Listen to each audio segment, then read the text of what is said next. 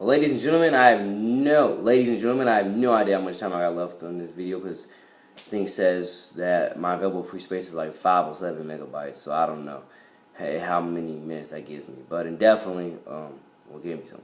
The biggest point is, let me try to express as much as I can because I just deleted Spotify to get this time. I'm gonna get it back because I already know my email password pretty much by heart.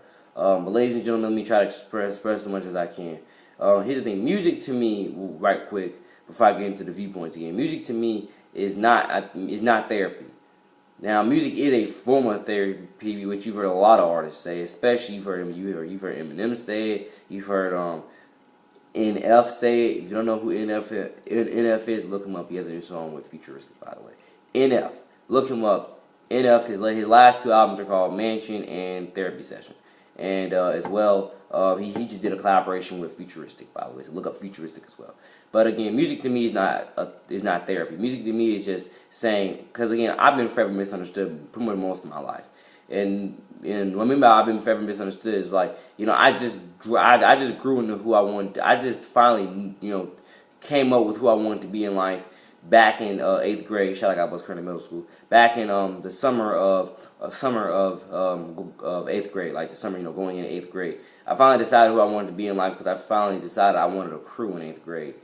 Didn't really get it because of the homeroom class that I was with, you know, but still, you know, I decided, you know, who I wanted to be in life, and that has definitely carried on to who I am today. But again, like I say, all glory be to God when it comes to my faith, because my faith has really shaped me into who I am today. So all glory be to God on that. But and definitely, ladies and gentlemen, I make the music so I can share with y'all my stories, so I can, you know, push out, this is who I am, so y'all can know me, y'all can learn me. That's like legitimately the #1 reason why I make music, or that is the top 5 reasons why I make music. So y'all can learn who I am. Y'all can learn me.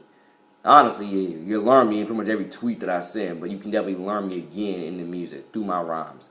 Because, for example, the last song, I'm going to jump to the last song, To Be Close to People Part 2. I was rhyming like crazy in that song.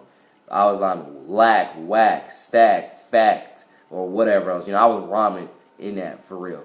And that's one of those lyrical songs that definitely becomes a rhyming that you should, you know, I can appreciate, because I was rhyming, like, you know, just rhyming. So they said they were flashbacks. By the way, shout out, God bless everybody who was in that photo for flashbacks. You know, those 3 are my real brothers that I love and I care. By the way, shout out, God bless Adam Bashi. It was previously his birthday. Shout out, God bless his real teen girlfriend, Dazzling Diamond, Dashing Destiny.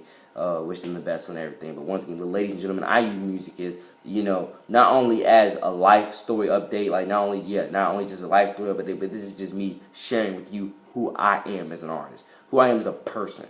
You know, that's what I use my music to do, is share with you who I am as again, top 5 reasons, or top 3.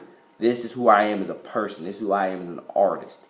You know, because I'm a real humble, loving, caring dude. I'm an ambassador of my school. I love Nice High School.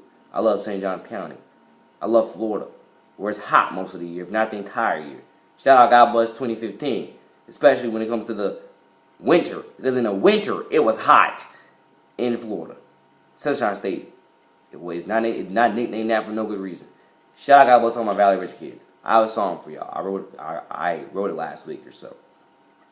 But simple as that, ladies and gentlemen. I use music to, you know, like I say, so y'all can learn me. Simple as that. So y'all, you know, y'all can learn me. I push my identity out there, simple as that, so y'all can learn me. I don't know how much minutes I got left in this, but like once a week and day, let me go into that.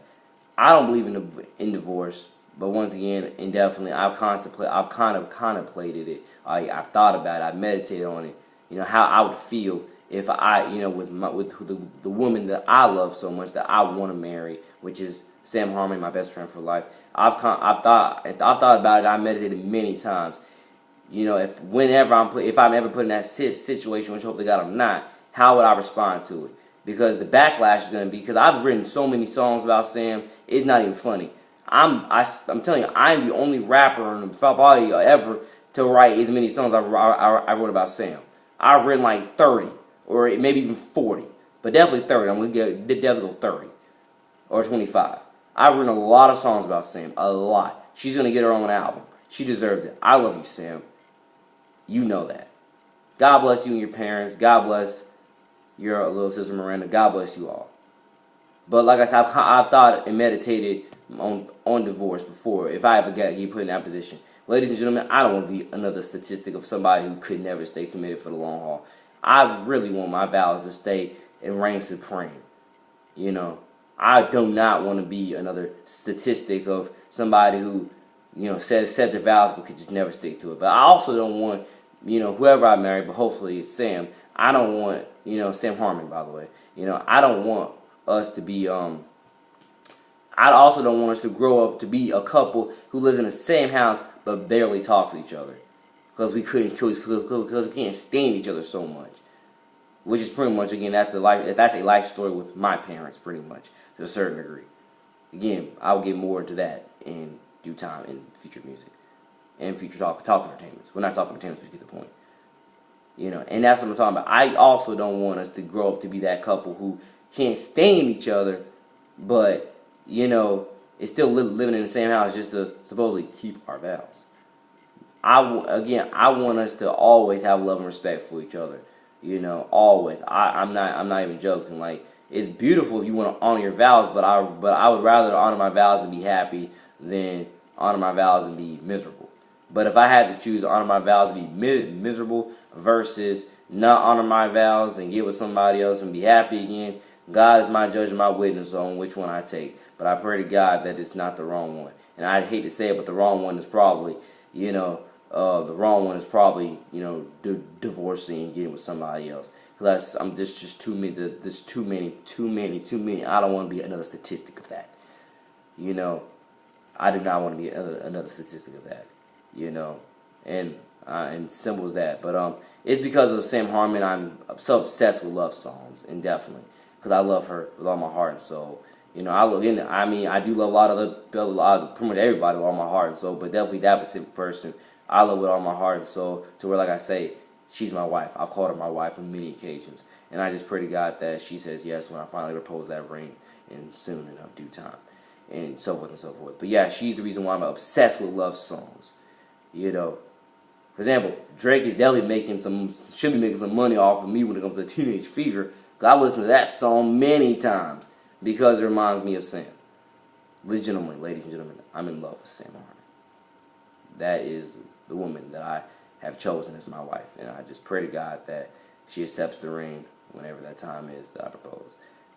But, you know, she's going to have a good career, and she's going to be successful with or without me in life.